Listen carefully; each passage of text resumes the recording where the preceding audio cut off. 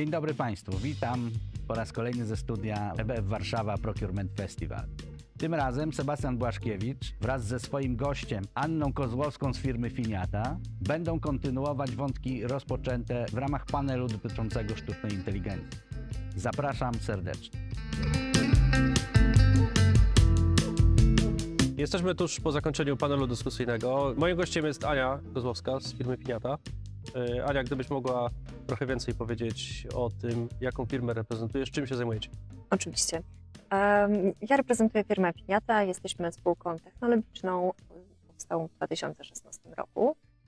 Pierwotnie i do dziś przyświeca nam idea wspierania segmentu MŚP, dostarczając im efektywne, skuteczne narzędzia finansowe, które mają ich wesprzeć w ich działalności.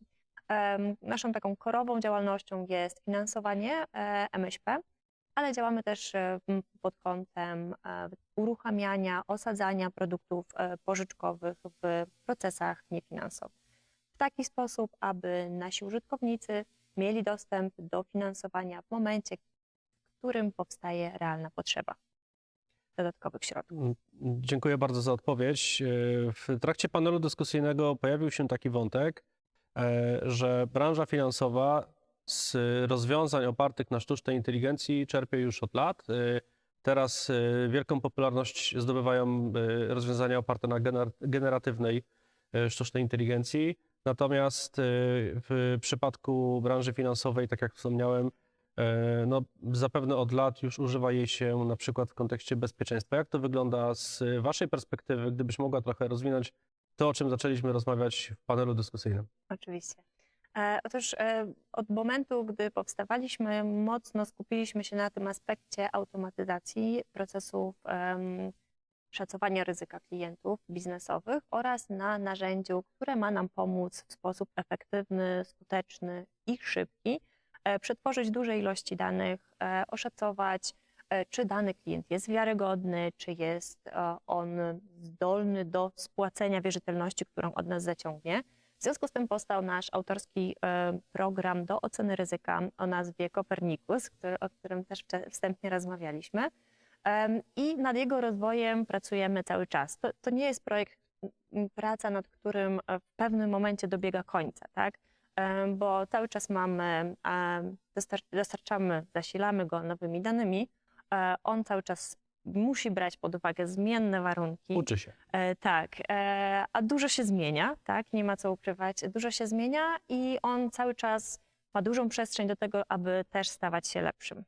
No właśnie, w przypadku Waszej branży wydaje mi się, że ta sztuczna inteligencja, ona jest gdzieś tam dużo bardziej ukryta i mniej widoczna tak dla świata, tak? No bo w przypadku tej generatywnej, no to właśnie mamy jakiś wygenerowany obrazek, rozmawiamy z chatbotem, który jest tak naprawdę oparty tam na jakiejś sztucznej inteligencji i tak dalej, i tak dalej. Natomiast u Was ta automatyzacja, ocena ryzyk, to wszystko się odbywa pod spodem, Wy z tego korzystacie, ale niewiele osób tak naprawdę ma tego świadomość. Nie bylibyśmy w stanie funkcjonować przede wszystkim, gdybyśmy nie przyjęli takiego założenia, że działamy w oparciu o sztuczną inteligencję, że to narzędzie scoringowe będzie działało w taki, a nie inny sposób. Faktycznie tym się nie chwalimy, ale to też wynika w dużej mierze z tego, że my działamy w segmencie B2B też. Głośno się zrobiło, ale zazwyczaj tak jest, że jest jakiś projekt, który jest bardzo mocno nagłośniony i nagle się okazuje, że wszyscy robią AI. W przypadku narzędzi scoringowych, no one są opracowywane już faktycznie od kilku lat, z mniejszą, większą intensywnością. Niektóre firmy dopiero do tego dochodzą. No niemniej jednak jest to coś, co się faktycznie dzieje i nie dzieje się w jakiś sposób bardzo mocno nagłośniony. Łukasz wcześniej wspomniał o takim wyzwaniu, o obowiązku informacyjnym, tak?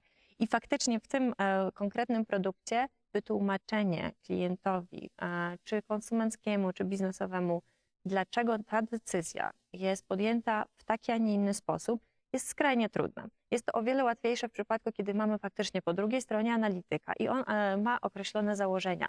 I jeżeli potencjalny klient spełni te założenia, to po prostu dostaje pozytywną decyzję lub negatywną, jeżeli to się nie wydarzy. To w przypadku tak złożonego narzędzia, które analizuje tysiące danych, wartościuje je w różny sposób i wydaje tą decyzję to jest skrajnie trudne, tak? Bo na przykładzie też naszego narzędzia my bierzemy pod uwagę 3 grupy danych. Są to dane transakcyjne, publicznie dostępne i behawioralne. I w ramach z każdej z tej grupy jest ogrom danych, które analizujemy i każda z tych danych ma określoną wartość. I ona ma wpływ na finalną decyzję, na finalny wynik scoringowy w naszym systemie, ale to jest bardzo trudne, aby powiedzieć, która z tych danych, która informacja z całego obszaru tych danych miała decydujący wpływ na decyzję. Jakąś decyzję, czyli Tak. dane transakcyjne dotyczą konkretnego użytkownika, tak? Jak zachowywał W naszym przypadku się. jest to firma, tak? Są to No dane tak, transakcyjne. czyli danej konkretnej firmy, potem dane rynkowe, powiedziałaś, drugi Tak, segment, tak. czyli jak wygląda na przykład aktualna sytuacja, nie wiem, makroekonomiczna czy mikroekonomiczna Owszem, również. tak? A Ale są to też dane dostępne publicznie w różnego rodzaju bazach danych.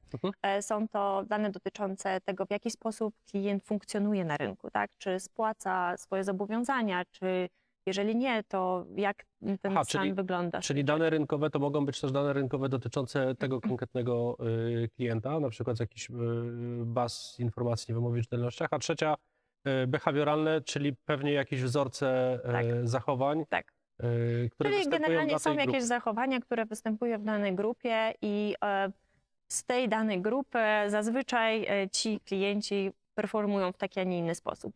I oczywiście tutaj możemy tak, żeby nie było zbyt pozytywnie, tak, jakość decyzji zawsze i jakość narzędzia opartego na sztucznej inteligencji zawsze zależy od jakości danych, którymi ten system zasilamy, tak. W naszym przypadku oczywiście my gdzieś tam w tle cały czas pracujemy nad tym systemem i dbamy o to, aby on mimo wszystko brał pod uwagę różne dane i staramy się wyłapywać te informacje, które być może zostały szczytane w sposób niewłaściwy.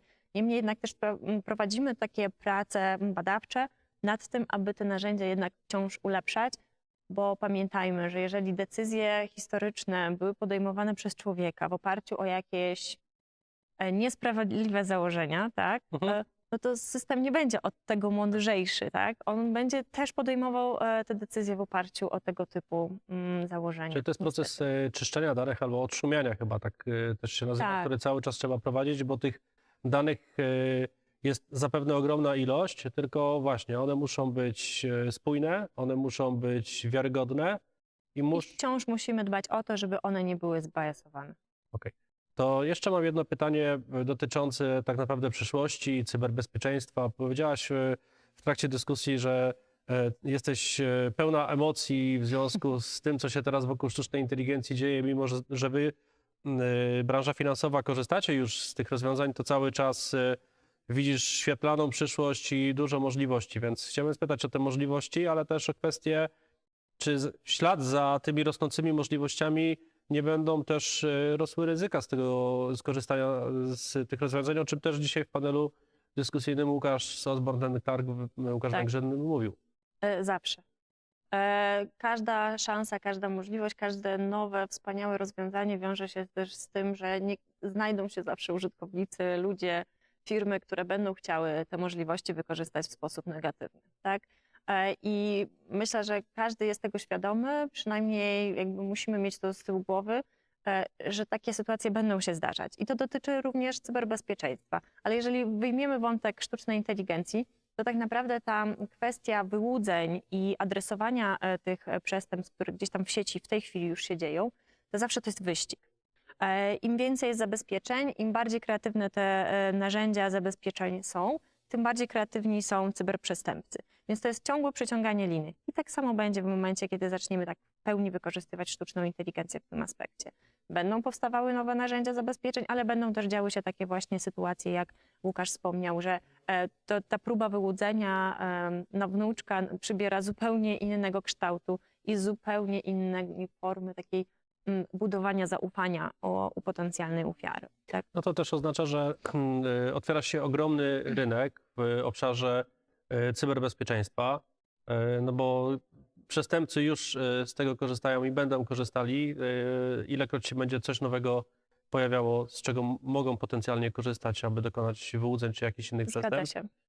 Zgadza się, tym bardziej, że naprawdę świadomość użytkowników jest niewielka. A jakiś czas temu właśnie się wypowiadaliśmy w tym temacie nie przytoczę konkretnych liczb, ale generalnie rzecz biorąc, to nie zależy nawet stricte od grupy wiekowej.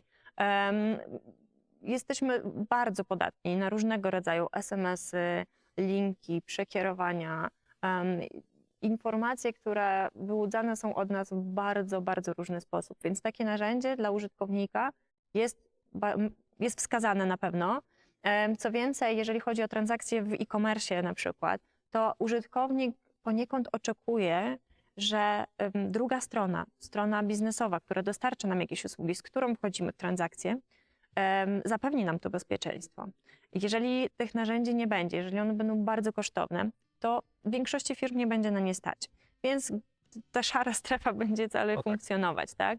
O ile ta automatyzacja i te narzędzia będą się rozwijać, będą one w perspektywie czasu coraz tańsze, bardziej dostępne, więc coraz więcej osób będzie mogło też firm zabezpieczyć swoich klientów przed tego typu sytuacjami. Aniu, bardzo dziękuję Ci za rozmowę i jeszcze raz dziękuję za przyjęcie zaproszenia do panelu dyskusyjnego. Mam nadzieję, Cała że przyjemność widzimy po się mojej za rok, stronie. a może i jeszcze wcześniej. A raczej Bardzo Ci dziękuję. Dziękuję. Cała przyjemność po mojej stronie. Dzięki. Dzięki.